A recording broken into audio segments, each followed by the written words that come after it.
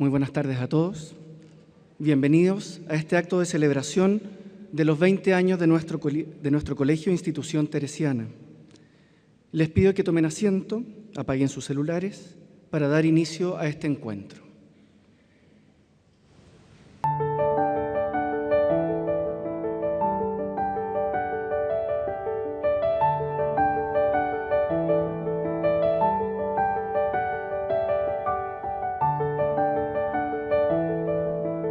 Dos figuras humanas, Colegio Pedro de Valdivia y Las Condes, anuncian un nuevo brote imaginado, soñado, gestado.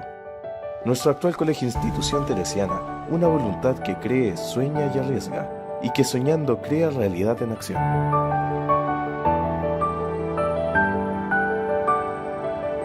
Nuestra insignia nace desde un boceto que contiene los colores primarios, el amarillo, rojo y azul, esenciales para que toda la vida y gama de colores se cree y entremezcle.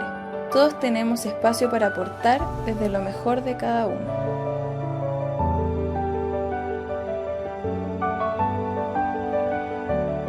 La hora sagrada familia de Mario Irarrázaval recibe y acoge cada día, nos acompaña, nos escucha. Cubierta de mosaicos de colores, nos invita a una búsqueda de sentido y comprensión de las necesidades y realidades de hoy.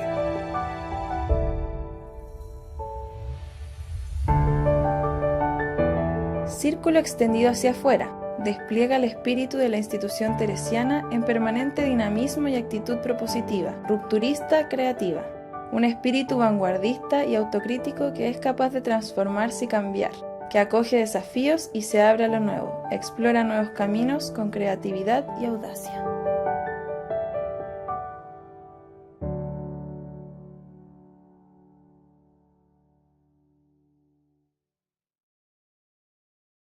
Invito a Alberto Pando, periodista y exapoderado, quien nos ayudará a conducir este acto. Muchas gracias por acompañarnos. Hola, buenas tardes. Cuando éramos más sabios hace miles de años, más sabios porque aunque sabíamos menos, pero conocíamos más porque estábamos menos apurados, celebrar solía estar unido a vaticinar. Los Sioux, los Rapanui, los Tarahumara bailaban alrededor del fuego a la vez que miraban las estrellas y tenían visiones del mañana. Celebrar es una oportunidad que permite hacer balances y mirar con gratitud el camino recorrido, y también una oportunidad para mirar hacia el futuro, con apertura a leer qué nos demanda y qué nos desafía. Es el sentido de este momento y de eso nos habla la directora Eliana Corbett.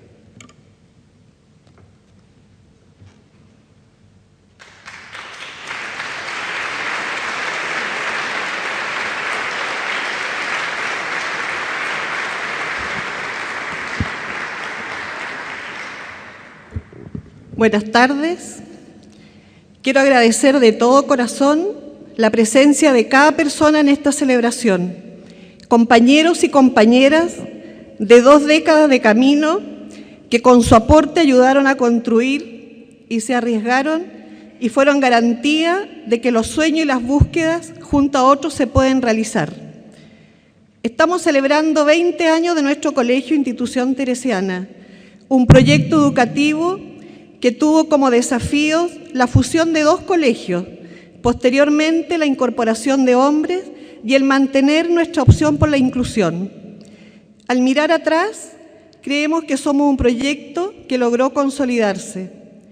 En la invitación que recibieron decía que hoy nos íbamos a reunir para mirar hacia el futuro, porque para San Pedro Poveda había una pregunta fundamental. ¿Tienen nuestras academias fisonomía propia y peculiar? ¿Deben tenerla? ¿Cuál debe ser? Esas son las interrogantes que nos movilizan a buscar con humildad formas siempre nuevas de soñar con una educación abierta y atenta a los signos de los tiempos, que despierte la reflexión crítica y el compromiso social. Estar en la sede del ex Congreso Nacional fue una oportunidad que nos hizo mucho sentido, porque nos obliga a movernos y nos pone en el corazón de nuestra ciudad, reafirmando la necesidad de que como colegio de iglesia debemos crecer en audacia, en capacidad de riesgo, en lucidez y claridad de mirada para instalar prácticas pedagógicas humanizadoras, comunidades educativas solidarias, abiertas, colaborativas, que se enriquezcan con la diversidad. Nos acompañarán hoy con su reflexión Abraham Mayenzo, quien nos aportará su mirada desde el currículum y los derechos humanos, y Benito Baranda, quien nos planteará cuál es el sentido de los colegios de iglesia en el actual contexto de nuestro país. Con ambos nos une una larga amistad. Con Abraham trabajamos en temas de convivencia escolar y yo creo que se merece un aplauso porque es nuestro Premio Nacional de Educación de este año. Y muchas gracias por estar aquí con nosotros. Y Benito siempre nos ha acompañado a mirarnos desde la óptica del compromiso social y la solidaridad. Es un honor y un privilegio contar con la presencia de ustedes. Pero antes de comenzar, quiero compartirle un saludo de alguien muy cercano que no ha podido estar presente hoy día en este encuentro y que nos ha unido mucho, sobre todo por el tema de la inclusión. Estimada directora, señora Eliana Corbett, estimados padres y apoderados, queridos estudiantes, los quiero saludar con mucho cariño y felicitarlos por la celebración de estos 20 años de vida que representan la consolidación de un proyecto educativo integral e innovador y que ha sabido ser inclusivo y solidario. Estoy segura que han sido un aporte a la formación de personas con más capacidades y mayor vocación ciudadana, así como a la construcción de un Chile más tolerante y que no discrimina.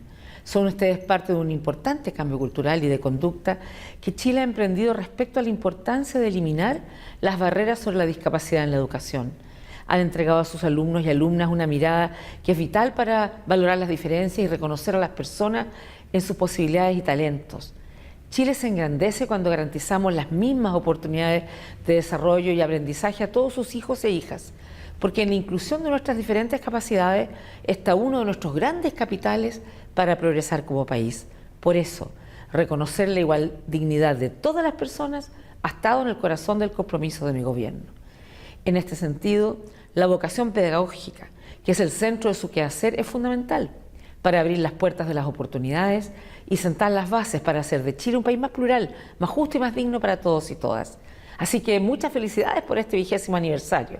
Sé que en los años venideros las celebraciones estarán llenas de satisfacciones porque van por el rumbo que nos hará ser un mejor país, trabajando día a día no solo para formar integralmente a cada niño, niña y joven, sino al mismo tiempo para que en Chile la integración sea un derecho y una realidad cotidiana. Así que muchas felicidades.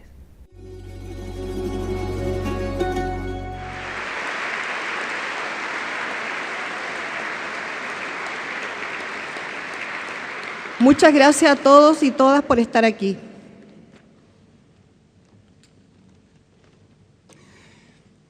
Invitamos a Abraham y a Benito a pasar a la mesa para iniciar el panel.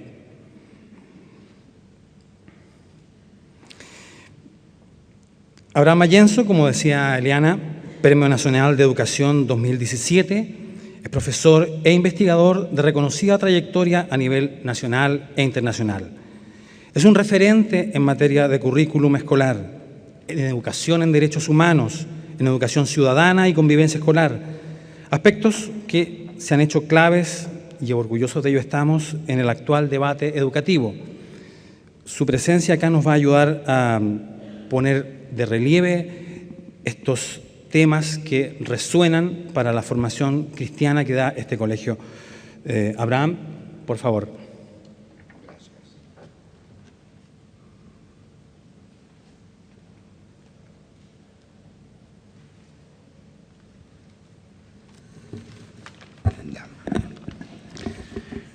Buenas tardes a todos y a todas.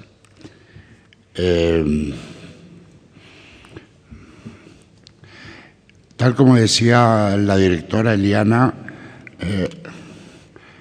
he estado relacionado con el Colegio Teresiano desde bastante tiempo y quiero realmente agradecerle a Eliana y a todos los que hicieron posible que yo venga para acá y estar con ustedes.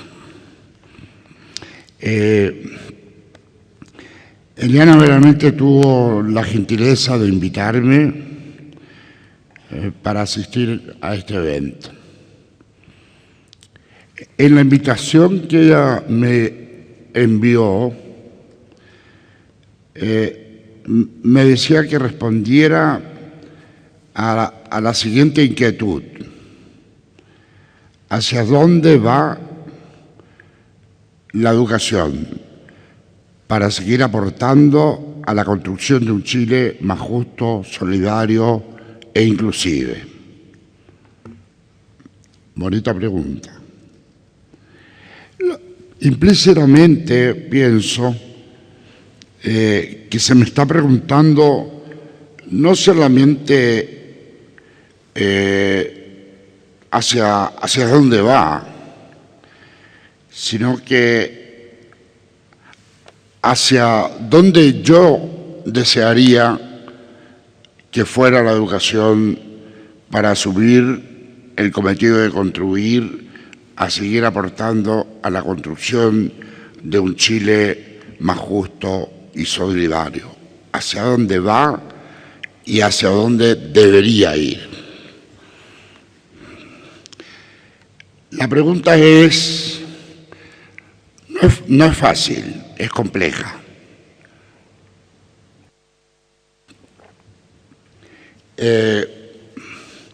Yo voy a tratar de centrar mi respuesta en un tiempo corto en tres aspectos a los cuales voy a hacer mención. Y las respuestas que voy a dar son fruto del trabajo de investigación, publicación, docencia, con muchos, no solo. Siempre se trabaja en educación con otros y otras.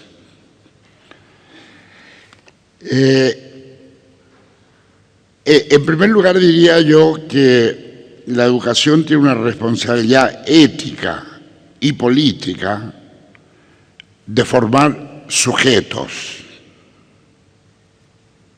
Esto que parece tan simple no lo es.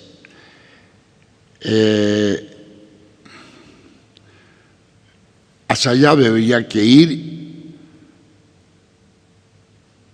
la educación, a formar sujetos. Sujetos, especialmente sujetos de derechos.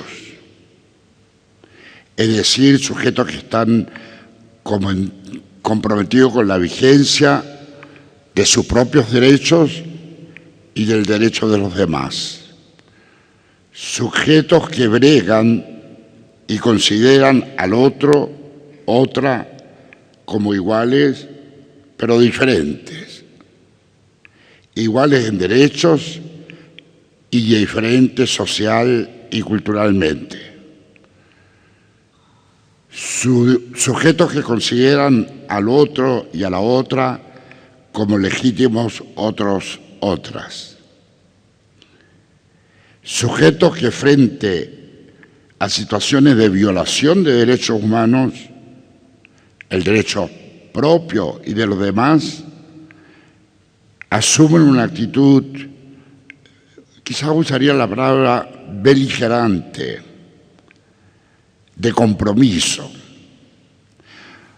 no respondiendo con ¿acaso yo soy guardián de mi hermano? Así como lo hizo Caín cuando Dios le preguntó: ¿dónde está tu hermano Abel? Y la respuesta de él fue, yo lo voy a decir en hebreo, suena muy bonito: Ashomer alají anojí, ¿acaso yo soy guardián de mi hermano? Quizás voy a profundizar un poquitito esto para darle más color a la cosa. Quizás Caín, que era de los primeros hombres, no sabía qué es lo que era la muerte.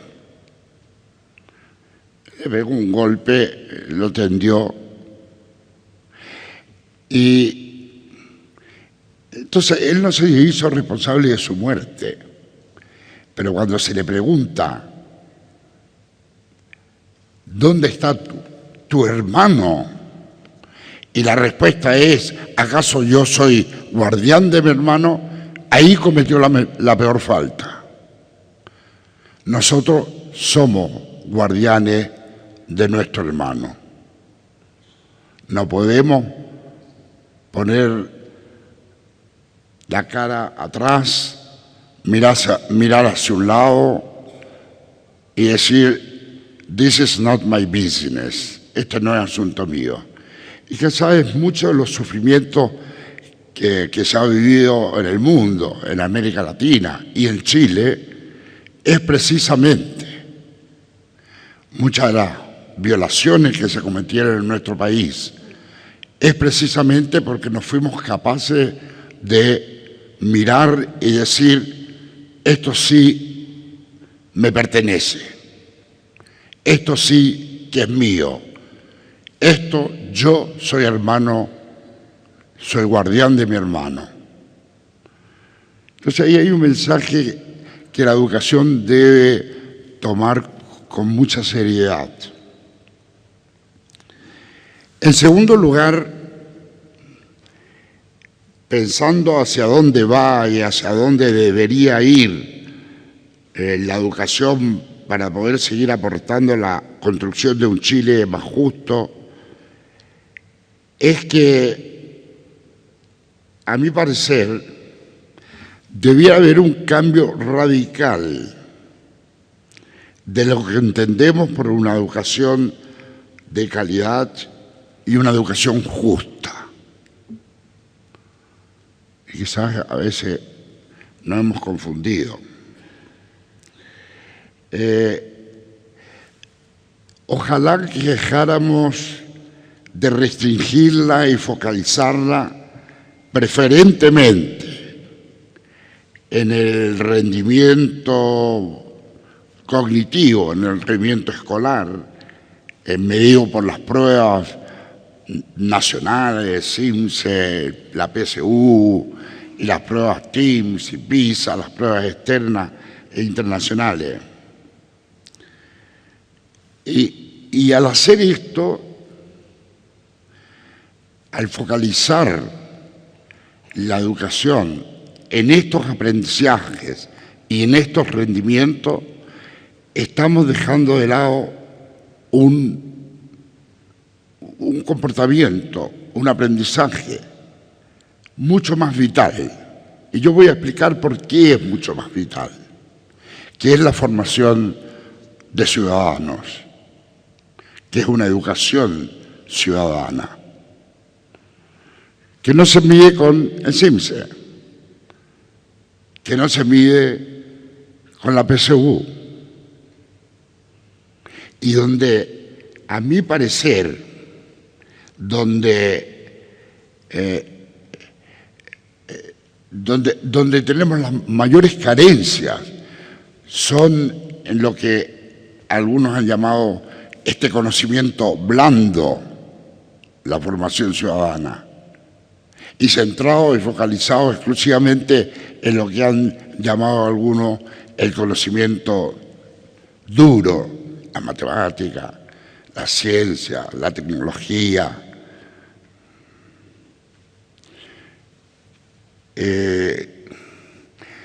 Debo reconocer que la agencia de calidad se está moviendo hacia allá, a considerar que es calidad de la educación también la formación ciudadana.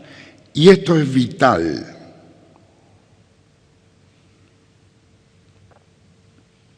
Si nosotros observamos críticamente nuestra sociedad, hay indicadores inobjetables que nos muestran que estamos muy lejos de afirmar que nuestra educación es justa y de calidad. No porque un gran número de nuestros estudiantes no sabe mucha matemática, es verdad que no la saben, o que no leen comprensivamente.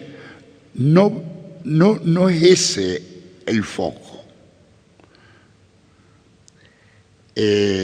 sino porque por sobre todo hay comportamientos ciudadanos que revelan y cuestionan la calidad de la educación en aspectos esenciales: la corrupción, el desprestigio de la política y de los políticos, abstenerse a cumplir con un deber cívico, como ir a votar, por la violencia institucionalizada en nuestro lenguaje. Basta con mirar lo que está pasando con los candidatos.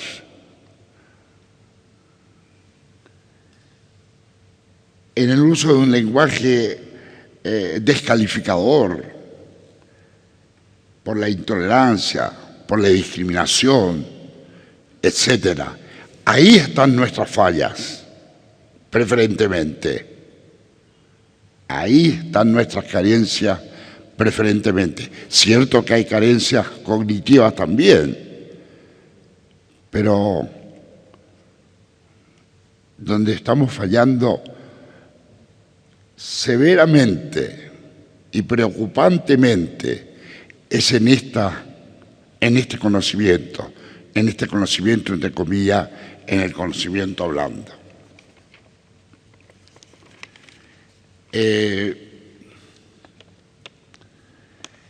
Por último, sí, hay todavía un poquitito de tiempo, sí. Bueno. Por último, pienso que la educación se va a mover y se está moviendo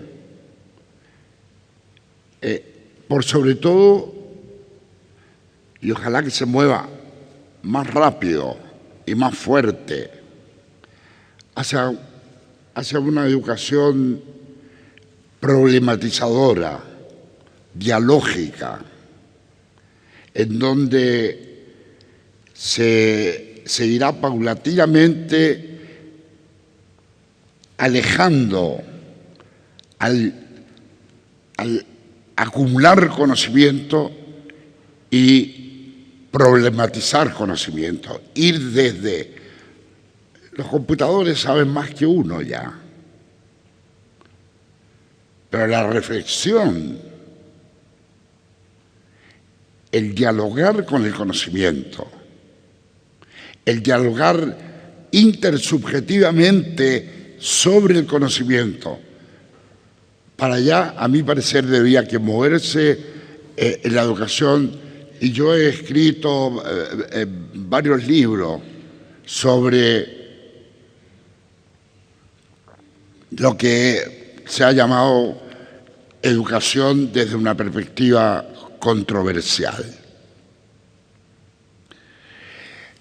La propuesta que estoy haciendo es moverse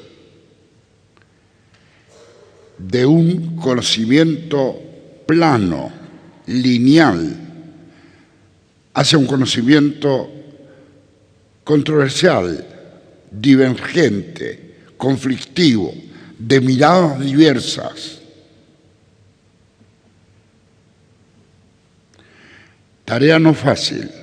Nosotros hemos hecho investigaciones donde muestran que nuestros profesores no están preparados a dilematizar el conocimiento. Y si no lo dilematizan, entonces es lo que sucede. Nuestros maestros, no todos, pero muchos de nuestros maestros, entregan el conocimiento, toman las pruebas para que el estudiante repita. ¿Cómo construimos sujetos reflexivos, críticos, analíticos, si el conocimiento lo tratamos como un conocimiento de una sola mirada? La propuesta que estoy haciendo es que el conocimiento debería que tener muchas miradas, y todo conocimiento no solamente del conocimiento de la historia, inclusive el conocimiento de las matemáticas, de la ciencia, tiene de mirada distinta. Entonces, una educación mirada a futuro, a mi parecer, debería ser una educación que induzca, que invite a profesores y a estudiantes a que recojan del conocimiento acumulado en los computadores, en Internet, recojan las miradas distintas frente a los problemas sociales, culturales, científicos, etc. Y dialoguen entre ellos y vean y se pregunten por qué fulano está hablando de la manera que habla y por qué se para de la manera que se para y por qué dice lo que dice. Tener una actitud empática frente al conocimiento. Voy a dar 2 ejemplos y con esto voy a terminar. 2 ejemplos que han estado en la mesa de nuestras conversaciones. Un ministro de Educación, el ministro Valdés, dejó, creo yo que por esa razón, dejó el ministerio porque él decía, mire, lo primero es el desarrollo, el crecimiento del país y que la mina se construya porque va a dar trabajo, etcétera. Pero había otra mirada. Los ambientalistas dijeron, mire, esto significa destruir el medio ambiente. Ahí usted tiene 2 miradas. La idea es que los estudiantes trajeran esas 2 miradas, dialoguen, investiguen, argumenten, contraargumenten. Yo tengo mi posición, no se la voy a decir ahora para no entrar en el lío, pero cada uno puede tener una posición, pero toda la gracia, todo el desafío es que yo aprenda a escuchar el decir del otro, no descalificar al otro, escucharlo y preguntarse lo que señalaba yo anteriormente, ¿desde dónde está hablando? ¿Desde qué historia está hablando? ¿Por qué habla de la manera que habla? ¿En qué zapatos está instalado? Escuchar. Una educación que no educa a la escucha es una educación muy restringida, muy miope. Entonces, la invitación que estoy haciendo, y ustedes pueden entrar a Internet a mirar varios libros sobre educación desde la perspectiva controversial. Tengo 2 libros, uno sobre educación en derechos humanos desde una perspectiva controversial y educación ciudadana desde una perspectiva controversial. Este segundo libro está por publicarlo Santillana. Romper esa mirada tan restringida al conocimiento que tenemos y enseñar a escuchar empáticamente. Esa es la invitación que tengo yo para un Chile mejor, más inclusivo y más solidario. Muchas gracias.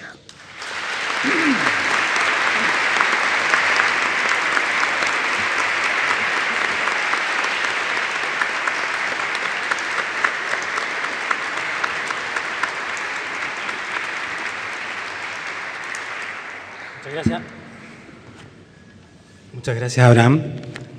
A continuación, nos invita a continuar reflexionando Benito Baranda, psicólogo, marido de Lorena, Eso es uno de los títulos principales que tiene Benito, ¿no? Presidente Ejecutivo de América Solidaria Internacional, quien se ha puesto una vez más al servicio del país para coordinar la visita del Papa Francisco. En Benito reconocemos su compromiso con la pobreza y con la cultura de la solidaridad, desde su testimonio de vida y desde su profesión, para hacer un Chile más cohesionado, más justo, un Chile más de hermanos. Benito, ¿qué tienes que contarnos? Muchas gracias. Muchas gracias, Eliana, y a toda la comunidad de la institución teresiana. Muchas gracias por regalarme este tiempo y además la alegría también y la riqueza de escuchar a Abraham también hoy día aquí con nosotros. Muchas felicidades por estos 20 años y por la capacidad que han tenido como comunidad educativa para irse adaptando a los profundos cambios sociales que hemos tenido. Ustedes lo demuestran cuando juntaron ambos colegios, ¿no es cierto?, que no tuvieron temor a enfrentar todas las tensiones que eso implicaba.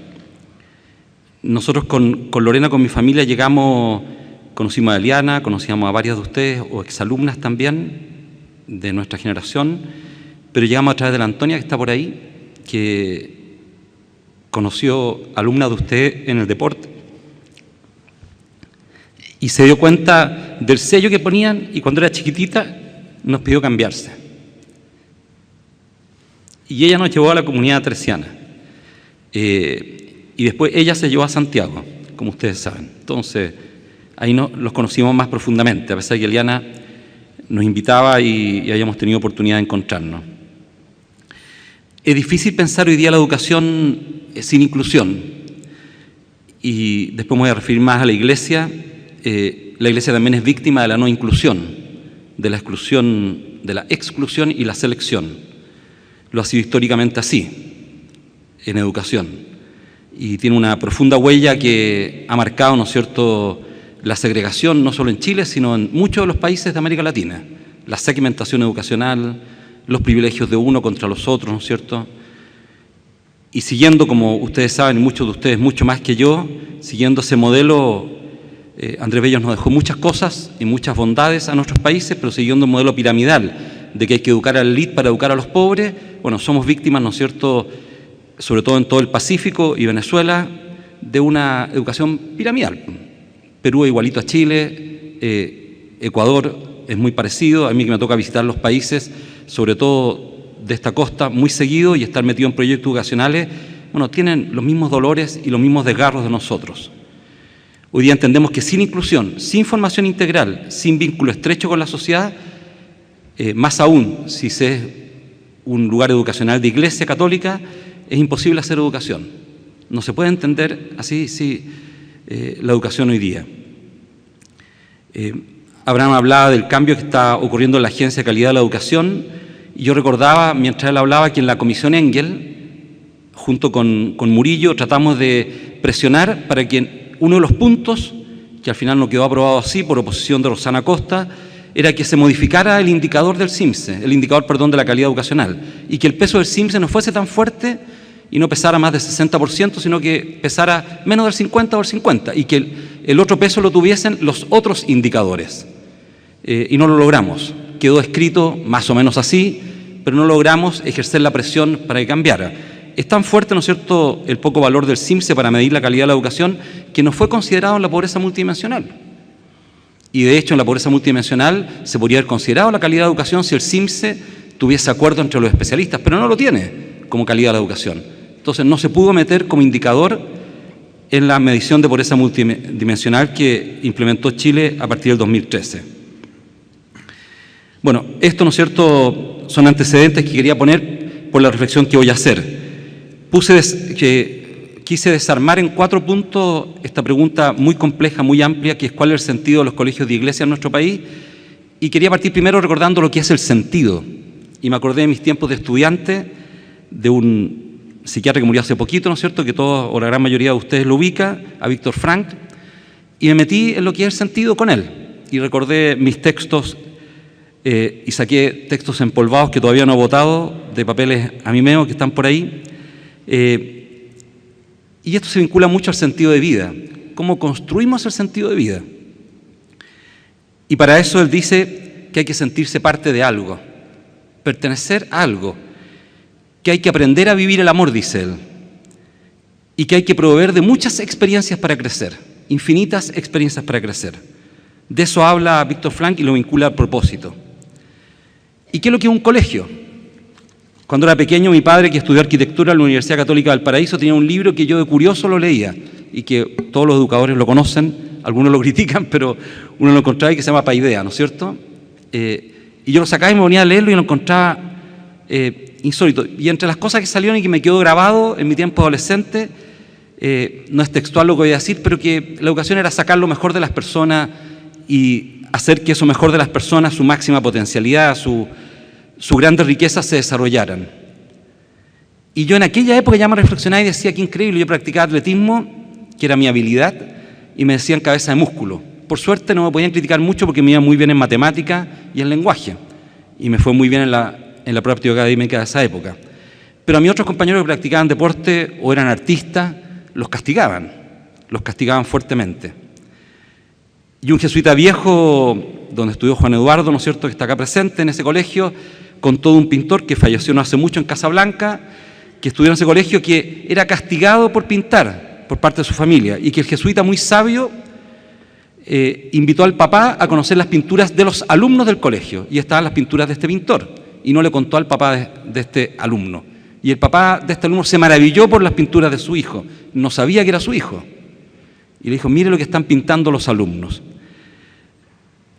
Claro, esta educación uniforme que busca cumplir con metas de carácter cognitivo que hablaba Abraham, ahoga y asfixia las otras grandes riquezas que tenemos que desarrollar en nuestra estructura escolar. Y eso se desarrolla, ¿no es cierto?, a través del equipo docente, del equipo administrativo, de los técnicos, de las familias de los alumnos y alumnas. Hoy la autoridad no se la da a alguien o no se ostenta porque se tiene, no es un rey que se le aguanta todo. Solo es posible mantener la autoridad cuando se legitima con los actos que realizan las personas que tienen la autoridad. Si no, inmediatamente la ciudadanía, las personas, los alumnos, los académicos de un lugar le quitan la autoridad a esa persona aunque la siga teniendo. Y puede actuar a lo mejor de manera autoritaria, ¿no es cierto?, y puede seguir adelante. La estructura escolar, hoy día, más que antes, representa un espacio donde se puede aprender a vivir en comunidad, siempre y cuando se haga uso de la autoridad, como lo define la palabra, ¿no es cierto?, que es sostener para crecer. No es para ahogar, para asfixiarte, no es para adoctrinarte en una sola línea, sino que te sostenga para crecer. Hoy con familias más pequeñas, bajo 4 personas por familia, mucho más nucleares, porque la familia extendida ha ido desapareciendo, con la inclusión laboral de ambos cónyuges, con muchas familias monoparentales, la estructura escolar pasa a ser más importante que en el pasado, mucho más importante. Una de las grandes discusiones que tuve en la época que se crearon las JOCAS, que fueron tan vilipendiadas, ¿no es cierto?, en la discusión acerca de la sexualidad, fue con un grupo de apoderados de un colegio católico, donde ellos me señalaban que eso lo hacía la familia. Y como eran puro adultos, le pregunté qué hacían ellos con sus hijos adolescentes en educación sexual. Nadie me supo responder. ¿Qué es lo que hablaban con los hijos adolescentes? Hablaron de sexualidad en algún momento y yo les decía, el mayor educador de la sexualidad de nuestros hijos es Internet. Y si la estructura escolar no lo asume, difícilmente se pueden formar. Hoy día el espacio de la estructura escolar es mucho más grande que en el pasado y en sectores de extrema pobreza es muchísimo más fuerte el apoyo que requiere las familias de la estructura escolar para llevar adelante la crianza de los hijos. Sostener para crecer.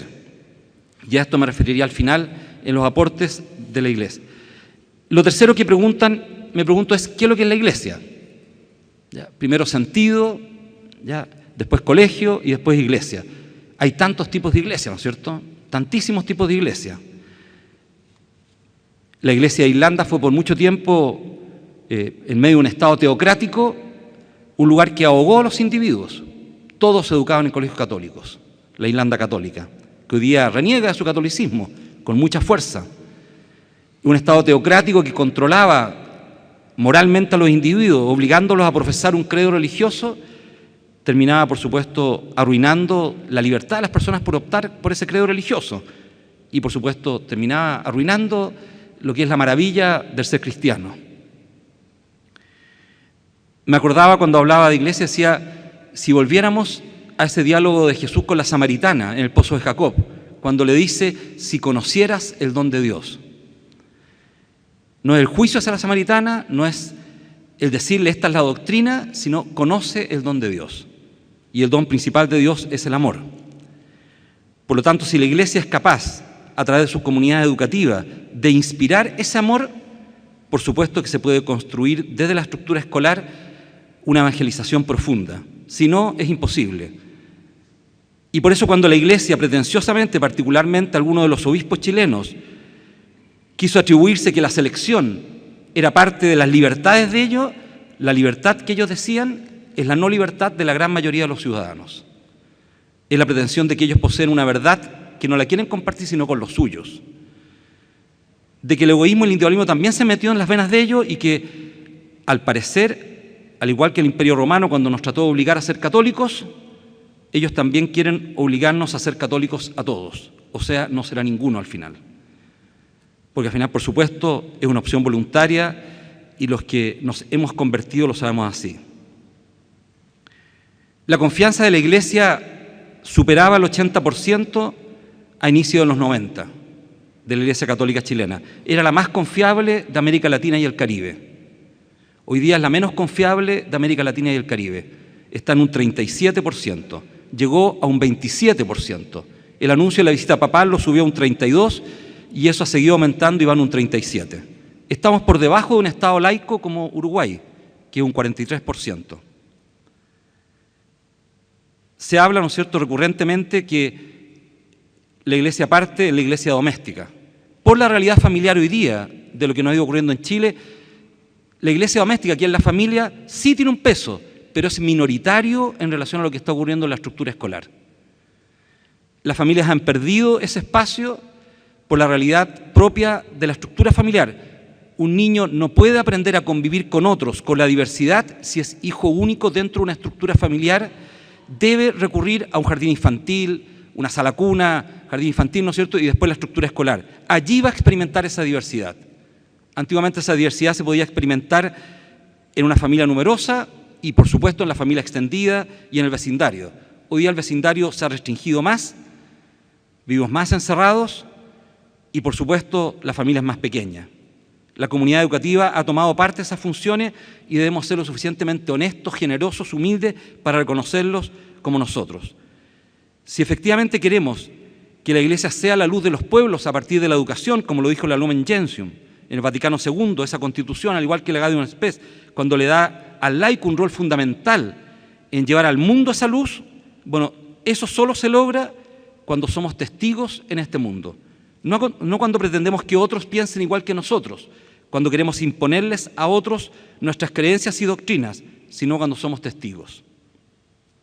Lo cuarto, en nuestro país, y con esto ya voy terminando, nuestro país ha sufrido profundas transformaciones. A veces cuesta reconocer las profundas transformaciones. Les pongo un ejemplo, Irlanda. En Irlanda se votó el matrimonio homosexual. Los que votaron a favor del matrimonio homosexual son la gran mayoría de los jóvenes irlandeses formados en colegios católicos. Lo dijo Diarmuid Martin, arzobispo de Dublín, cuando vio la votación. La mujer líder contra el matrimonio homosexual, líder de los católicos, dijo que esto era un desastre por el resultado del plebiscito que ganaron, ¿no es cierto?, ganó el matrimonio homosexual, la aprobación. En cambio, Diarmuid Martin, arzobispo de Dublín, dijo, tenemos que escuchar más a los jóvenes. Las profundas transformaciones sociales que están ocurriendo las dijo también el doctor Monkever en una charla en la Fundación Chile que me tocó participar en conjunto con él. Él ya mayor dijo, en 1988 se acabó la desnutrición en Chile. Por eso, esa generación de 1988 y en su entorno, y puso delante en su presentación de todo el espectro político a los jóvenes líderes políticos de esa generación, desde la derecha hasta la izquierda, ellos quieren hoy día nutrición cognitiva y nos van a exigir igualdad educacional. Antes exigimos igualdad en la alimentación, hoy día la presión va a ser muy fuerte para la igualdad en la educación. Y esa movilización que justamente partió la más importante el día de San Alberto Hurtado, el 18 de agosto del 2011, bajo una gran lluvia, la marcha de los paraguas, es una transformación cultural que todavía no entendemos. De hecho, en la educación superior, la última corte de ingreso de alumnos a la educación superior habla del 40% de alumnos de los sectores de mayor pobreza, del 20% más pobre.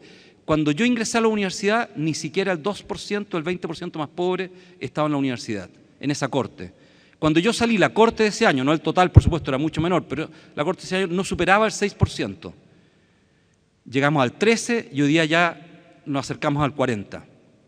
Eso va a provocar un impacto tremendo dentro de la estructura universitaria y superior, de la educación superior en general. Muy grande, que yo creo que todavía no tenemos conciencia de esa gran transformación que va a ocurrir allí. La educación no es patrimonio de unos pocos, va a ser patrimonio de muchos.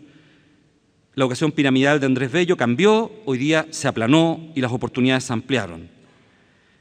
La segunda gran transformación, la llegada de extranjeros. Por supuesto, Chile no es todavía muy multicultural. Todavía no llegamos al 4% de migrantes que llegamos al pic en 1907. Estamos bajo el 4%. Pero hay ciudades de Chile que ya llegaron al 10%, que es Antofagasta. Eso va a cambiar radicalmente la educación en Chile, fuertemente. Hay territorios de Chile, y lo saben desde el Ministerio, Juan Eduardo y otros que trabajan allí, que ya superan la mitad de los alumnos dentro de un establecimiento educacional que provienen de países extranjeros en primera generación. Muchos dicen que es una gran riqueza, por supuesto que es una gran riqueza, pero también va a provocar una alta tensión. Así como en el pasado, lo declaró Chile, hay migrantes de primera, de segunda y de tercera. No sé si alguno de ustedes recuerda, pero los de primera eran los alemanes. No sé qué tienen los alemanes en diferencia de los italianos, pero eran los alemanes y los ingleses. En la lista que tenía Chile en el Ministerio de Relaciones Exteriores. Los segundos eran X, no recuerdo en este momento, y los terceros, los últimos, eran los españoles, cuando se trató de promover una nueva migración hacia Chile. Lo tercero es la exigencia de mayor igualdad. Hemos hablado muchas veces dentro del colegio, me han invitado, lo hicimos con Cosiña hace poco por el libro del PNUD, ¿no es cierto?, esa mayor igualdad, que es la inclusión en la diversidad. Y quiero concluir con un epílogo para decir cómo veo algunas pequeñas reflexiones a partir de lo que hablé acerca de lo que le corresponde a un colegio de iglesia. Primero, acentuar profundamente la diversidad, lo inclusivo, el estar vinculado con la comunidad. Y para los académicos y académicas, no dejen de inquietarse en lo pedagógico. Hay un texto maravilloso de Gabriela Mistral, que me parece que lo leyó en Puerto Rico, donde habla que a veces se puede perder la finura del instrumento. No se duerman en los laureles, exíjanse pedagógicamente. Chile necesita el laboratorio que ustedes abrieron hace mucho tiempo y que ya ese laboratorio se transformó en una experiencia consolidada que ha demostrado tener buenos resultados. Segundo, ayúdenos a desarrollar un trabajo con las familias. No basta con invitarlas a charlas o poder acompañar a los matrimonios o a las personas solas que estamos criando, ¿no es cierto?, a nuestros hijos. Cada vez que voy a una estructura escolar me dicen, trabajamos con la familia en jardines infantiles, y pregunto después cuál es el programa de trabajo, y es siempre buenas ideas, pocas cosas y muy poco conocimiento. Y está muy poco sistematizado. Este es un gran desafío. Si no lo hacemos ahora, sufriremos mucho en el futuro. Tercero, sigan abriéndose al mundo. Ayúdennos a abrirse al mundo, a mundos distintos, a mundos diferentes. Lo hizo Pedro Boveda en su tiempo. Ustedes tienen un pequeño vínculo con el espacio mapuche. Allí tenemos grandes dificultades en los ámbitos educacionales, grandes dificultades. No hemos podido lograr, después de tantos años, que la educación sea mapudungún. No lo hemos podido lograr, lo que es una vergüenza. Le imponemos a otros un idioma externo, no el materno. Y seguimos con grandes dificultades. Ayúdenos en ese mundo a las transformaciones educacionales. Ustedes quieren ese mundo, muchas y muchos de ustedes se han vinculado a ese mundo. Tercero, sigan dando testimonio de un humanismo cristiano. Ustedes tienen la legitimidad para hacerlo. Abraham, sin habernos puesto de acuerdo, habló de la formación social. Me ha tocado contribuir en el ministerio un poquito con lo que he podido en mi tiempo para lanzar nuevamente la formación ciudadana en la media, o en sexto, séptimo y para arriba, que se está discutiendo hoy día. De lo que yo recuerdo cuando era adolescente y después con el padre Tony Mifsú y con algunos de ustedes y Juan Eduardo, que trabajaba en el CIDE, tuvimos allí un gran empujón con los estudios de Lawrence Kohlberg. Lo que habla Abraham al final es la formación de la conciencia moral. No sacamos nada con tener alumnos que salen de los colegios cristianos si tienen un juicio ético de personas de primaria. Lo que nos contaba Abraham de conflictuar, de poder discutir y de poder armar controversia dentro de la educación, hay que hacerlo pronto. Y a pesar de que yo tengo un ejemplo, él habló no hablar de la historia, pero un ejemplo que a mí me pena desde mi enseñanza, nadie en el lugar donde yo estudié, nadie me enseñó en dos ámbitos, dos cosas que son extremadamente importantes. Uno en la historia, el haber aprendido la versión de la Guerra del Pacífico de los historiadores bolivianos y peruanos. ¿Por qué aprendimos solo la chilena? Si la chilena es una visión interesada militarista. También a lo mejor la boliviana y la peruana, pero teníamos el derecho a que nos enseñaran cuál es la mirada que tiene Perú y Bolivia de una guerra tremenda. Y no formaron nuestra conciencia. Y nos tendrían que haber ayudado a formar la conciencia. Yo sé que algunos lo están haciendo hoy día en la estructura escolar, me lo dijo un profesor de un liceo del sur. Y lo segundo, yo tuve una muy buena experiencia social. Como ustedes saben, teníamos en el colegio trabajos de fábrica, pero nadie en el colegio me dijo lo que era el salario mínimo. Nadie me habló de la canasta básica de alimentos, nadie me habló de la realidad de los campamentos y de la desigualdad social en Chile. Si yo no acompaño las experiencias de contenidos que modifiquen la conciencia y que me conflictúen mi estilo de vida, no modifico la realidad. Ayúdennos en este último punto a formar seriamente la conciencia social. No basta con tener experiencias sociales aisladas. Ellas tienen que estar vinculadas a un currículum de desarrollo de la conciencia social, del juicio ético, que permita tener personas maduras el día de mañana, que sepan dialogar, discutir, construir colectivamente y desarrollar un país más justo. Gabriel García Márquez, hace el año 99, en París, que nos juntaron a un grupo de personas que estábamos ya a punto de cumplir los 40 años, lo habíamos cumplido, decía en un texto muy hermoso que lo pueden encontrar, que se llama Ilusiones del siglo XXI, que este siglo que estamos construyendo va a ser hecho a imagen y semejanza nuestra y que va a ser tan pacífico y nuestro como lo queramos hacer. En estos 4 ámbitos ustedes nos pueden dar un gran aporte. Muchas gracias.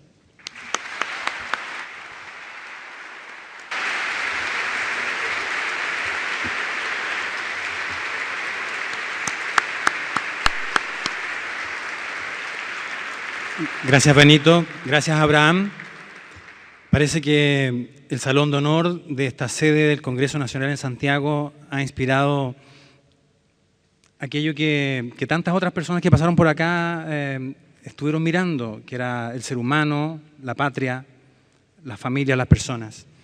Muchas gracias a ustedes por contribuir con su reflexión a estas miradas de futuro. Como comunidad teresiana sabemos que estamos frente a un desafío algo mayor que un desafío académico o curricular. Estamos frente a un desafío como ciudadanos, como prójimos en sociedad, diría, como país que sueña ser un país de hermanos. Como muestra de gratitud, hay una xilografía del artista chileno Jorge Pulido Campana para cada uno de ustedes. Miembro del taller Artes Visuales, este es un proyecto que con el apoyo de la Fundación ProPaz, mira qué antiguo eso, reunió a artistas exonerados de la Escuela de Artes de la Universidad de Chile en el año 1974 y hoy día continúa hasta hoy funcionando, me decían que incluso en forma clandestina porque no tiene personalidad jurídica, como un espacio de creación y difusión del arte de grabado. Un aplauso entonces para ustedes.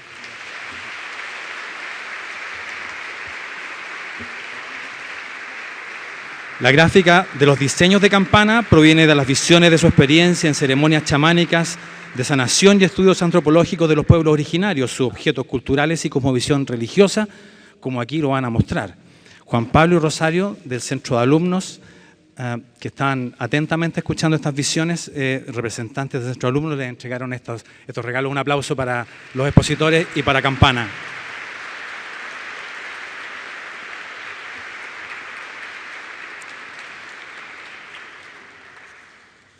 ¿Terminamos con rumba, Eliana?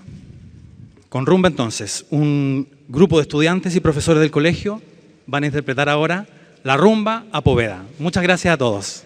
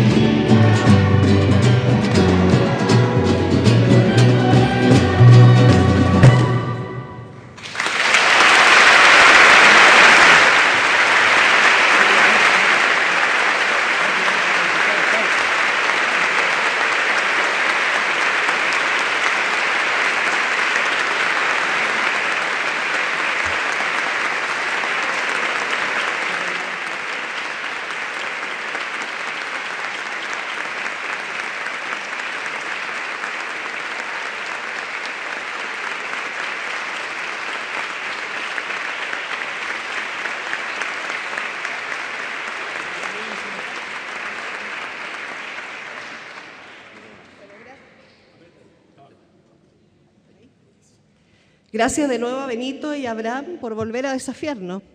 Muy buena tarea nos queda para otros 20 años.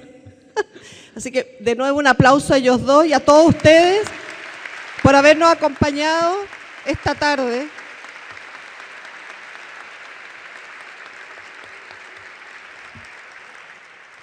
Y decirles, como lo he dicho siempre, que nuestro colegio lo construimos entre todos y todas. Cada uno de los que estamos aquí son los mejores amigos que hemos tenido en estos años, estos 20 años. Faltan muchos más, pues tendríamos que haber arrendado el Estadio Nacional o haber ido a una plaza. Pero todos han aportado lo mejor y muchos otros van a seguir aportando lo mejor porque la historia se va construyendo como posta.